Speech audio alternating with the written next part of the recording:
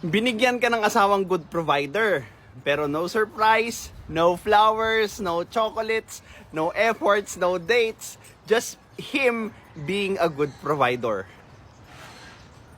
Iwalayan mo na, di mo yan deserve, dun ka sa nagsashabu. There's a price for everything. Sabi nga dun sa favorite, or isa sa favorite kong anime na Full Metal Alchemist, there's a price for everything. If you ask truth about anything, then the only question is, are you ready to pay the price for what you're asking for?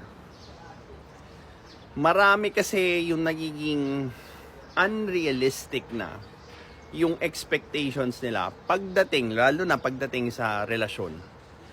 They think yung responsibilidad ng partner nila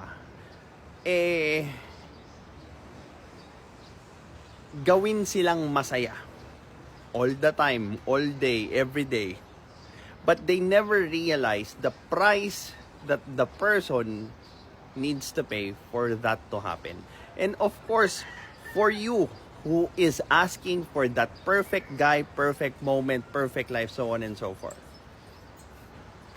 are you ready to pay the price for what you're asking for?